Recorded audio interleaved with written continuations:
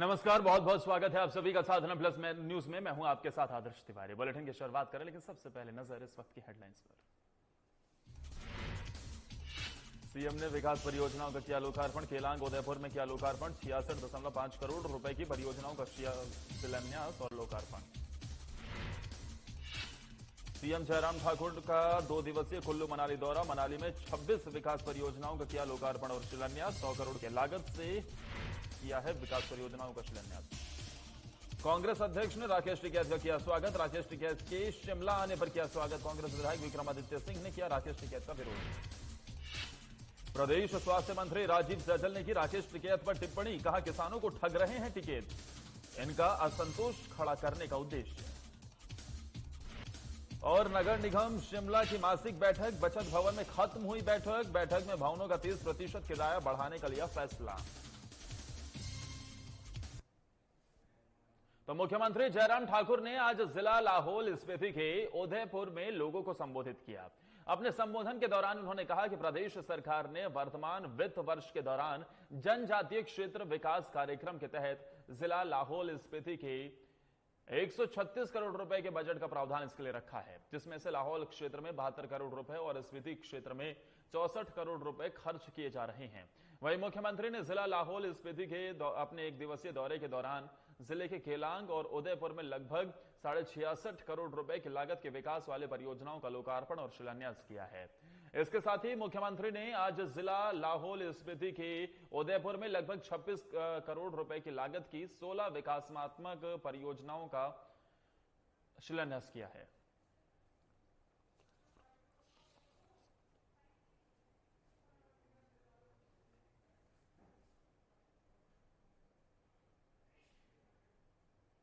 मुख्यमंत्री जयराम ठाकुर 2 दिवसीय कुल्लू मनाली और लाहौल स्पीति के दौरे पर हैं, जिसके चलते मुख्यमंत्री जयराम ठाकुर ने मनाली विधानसभा क्षेत्र का दौरा किया है, जहां सीएम ने बड़ांगरा मनाली में 100 करोड़ रुपए की लागत से 26 विकास परियोजनाओं के लोकार्पण और शिलान्यास किया है। इस दौरान सीएम ने यहां जनसभा को संबोधित करते हुए विभिन्न घोषणाएं भी की हैं।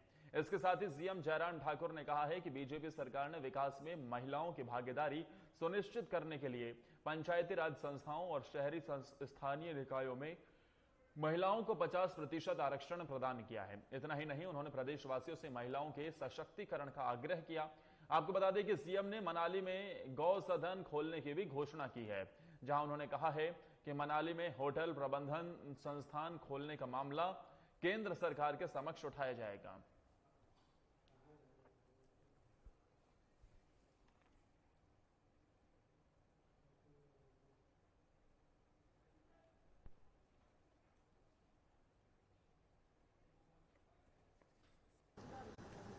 लेकिन संयम रखा, सब्र रखा आप सब लोगों ने इस कठिन परिस्थिति में भी। पर आज मैं इस बात को मैं कह सकता हूं कि वो कठिन दौर मुझे लगता है कि हम लगभग हम पार करने की स्थिति में हो पाए हैं। उसके लिए मैं आप सबका हृदय की ओर से आप सबका आभार व्यक्त करता हूं, क्योंकि आपके सहयोग के बिना ये कठिन दौर पार करना संभव नहीं था। आज आदरणीय प्रधानमंत्री जी से सुबह बात हुई, जब मैं कुल्लू के लिए चला, अन्ना डेल पहुंचा तो, और मैंने उनको एक संदेश दिया कि हिमाचल में हमने वैक्सीन का कार्यक्रम, जो फर्स्ट डोज का, पहली डोज का, वो 100% पूरा कर लिया। और ये सूचना सुनकर के आदरणीय प्रधानमंत्री जी को बहुत अच्छा लगा और उन्होंने बधाई भी दी सभी हिमाचल वासियों को। यहां से प्रेषित कर रहा हूं आप सबको बहुत बधाई, क्योंकि आपके सहयोग के बिना ये संभव नहीं था। और उसके साथ साथ में हिमाचल प्रदेश के कांग्रेस अध्यक्ष कुलदीप सिंह राठौर ने राष्ट्रीय किसान यूनियन के नेता राकेश टिकैत के शिमला आगमन पर स्वागत किया है, लेकिन शिमला ग्रामीण के विधायक विक्रमादित्य ने टिकैत का विरोध किया है। उन्होंने कहा है कि हिमाचल बागबानों की लड़ाई लड़ने के लिए खुद सक्षम है। वहीं प्रदेश के कांग्रेस अध्यक्ष कुलदीप सिंह राठौर ने कहा है कि ये जानकारी फिलहाल उनके पास नहीं है कि किस तरह की टिप्पणी उन्होंने की है। किसी को भी अधिकार है आवाज उठाने का। अगर टिकैत हिमाचल के किसान बागवानों की आवाज उठाते हैं तो अच्छी बात है। इसके साथ ही सोलन में हुई घटना पर भी राठौर ने कहा है कि जो लोग वहां उकसाने का प्रयास कर रहे थे वो बीजेपी के लोग हैं। कैद जी काफ़ी समय से किसानों के लिए संघर्ष कर रहे हैं। मैं उनको साधुवाद देता हूं कि जिस ढंग से वो एक बर्बर सरकार से लड़ रहे हैं, वो यहाँ आए। निश्चित तौर पे हम उनका स्वागत करते हैं। उन्होंने यहाँ किसानों की बात की है, तो निश्चित तौर पे लोकतंत्र में अधिकार है सबको अपनी बात कहने का, तो उन्होंने भी अपनी बात कही। सर, कांग्रेस के विधायक जो है विक्रमादित्य सिंह, उन्होंने विरोध किया है कि हिमाचल के जो किसान है वो खुद सामर्थ्य, मतलब यहाँ के जो बागवान है वो सामर्थ्य है, वो खुद अपनी आवाज़ उठा सकते हैं। देखिए, मुझे ऐसे कोई बयान की जानकारी नहीं है कि उन्होंने ऐसा बयान दिया है, लेकिन मेरा अपना ये मानना है कि कोई भी व्यक्ति अगर आवाज़ उठाता है किसी समुदाय के लिए तो हम उसका स्वागत करते हैं। सर, राकेश, कि मुझे ये लगता है कि हालांकि मैंने ये वीडियो देखा नहीं है, मैंने खाली सुना है। देखिए, अगर दुर्व्यवहार किया ये नहीं होना चाहिए।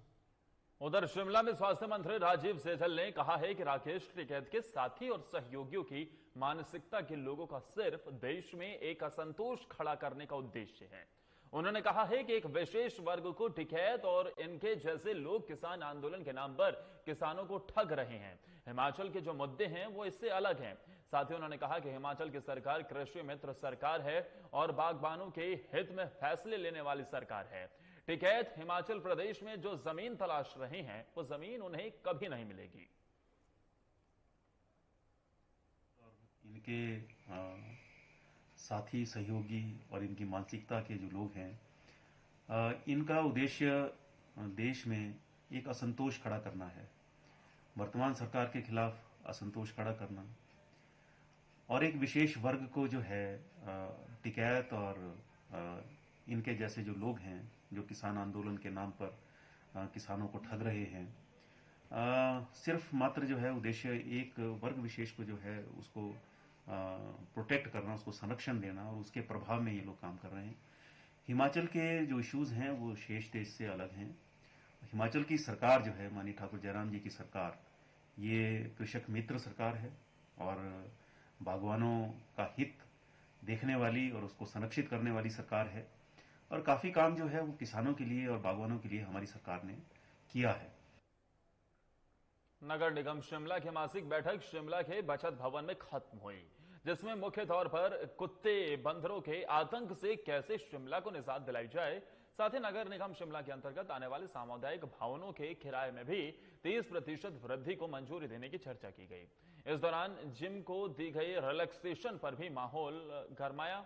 आपको बता दें कि नगर निगम शिमला की मेयर सत्या कौंडल ने कहा है कि सभी ज्वलंत मुद्दों पर सदन में चर्चा हुई है। शिमला शहर के विभिन्न समस्याओं को लेकर सार्थक चर्चा हुई है, जिसमें पार्किंग, पार्क, जिम को लेकर कई मुद्दों पर स्वीकृति भी दी गई है।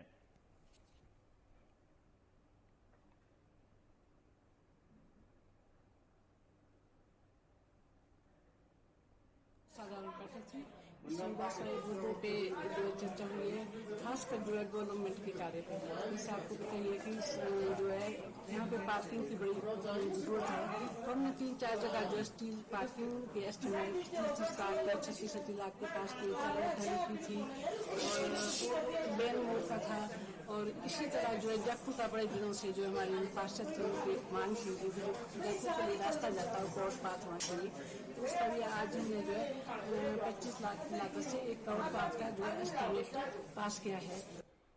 उद्योग एवं परिवहन मंत्री विक्रम ठाकुर ने अपने परिवार और प्रशासन के अधिकारियों के साथ अपना जन्मदिन मनाया।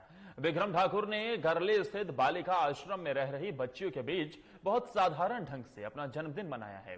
इस दौरान विक्रम ठाकुर ने बालिका आश्रम की बच्चियों के लिए हर सुविधा उपलब्ध करवाने की बात कही है। उन्होंने कहा है कि उनके पूर्व में भी बालिका आश्रम की कई बच्चियों को उच्च शिक्षा के लिए उन्होंने गोद लिया है, जिसमें 3 बच्चियां अभी नर्सिंग की शिक्षा प्राप्त कर रही हैं। भविष्य में भी सरकार द्वारा हर सुविधा उपलब्ध करवाने के अलावा भी वो प्रतिभावान बच्चियों को हर प्रकार की सहायता उपलब्ध करवाने के लिए संकल्पबद्ध हैं।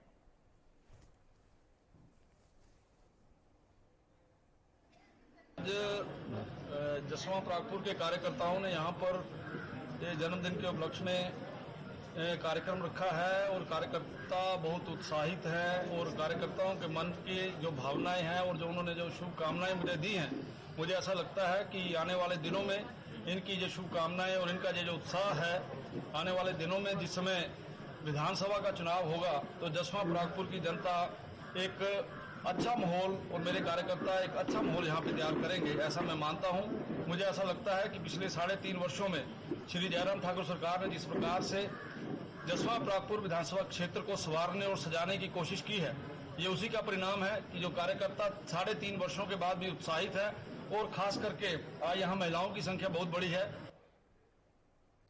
वेदांत फाउंडेशन के द्वारा चलाए गए coaching institute knowledge hub Churah में पढ़ाई करने आ रहे गरीब और जरूरतमंद बच्चों की संख्या लगातार बढ़ रही है। ऐसे में अब नॉलेज हब चुराह इन बच्चों की प्रतियोगी परीक्षाओं की तैयारियां और 12वीं कक्षा तक के ट्यूशन उपलब्ध करवा रहा है।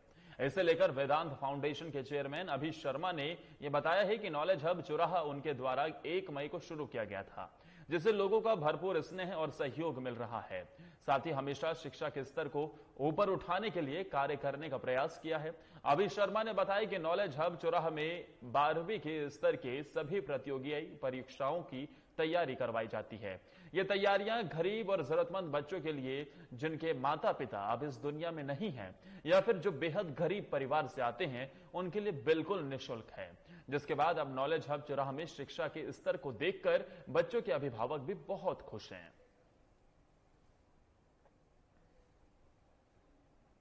मैं Abhi Sharma, chairman Vedant foundation and knowledge hub Churah. हमने विचुरा नॉलेज हब की शुरुआत जो थी वो 1 मई 2021 को करी।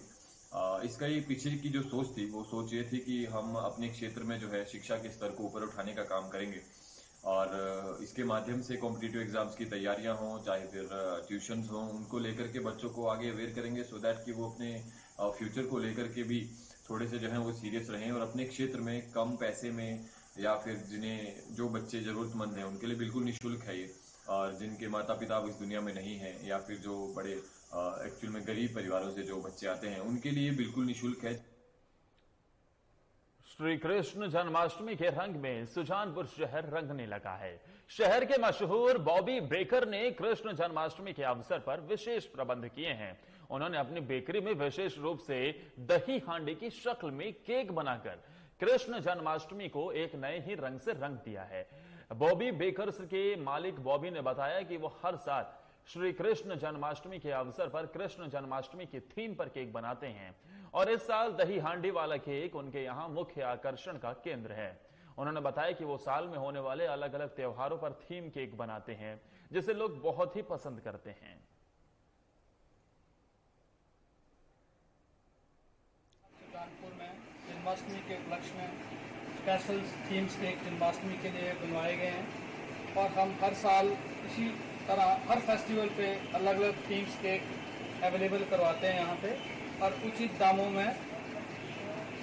में सुजानपुर वासियों के लिए एक तोहफा है ये, और हर वर्ष ऐसे ही हम उपलब्ध करवाते रहेंगे। और इसी के साथ इस बुलेटिन में फिलहाल के लिए इतना ही। नमस्कार।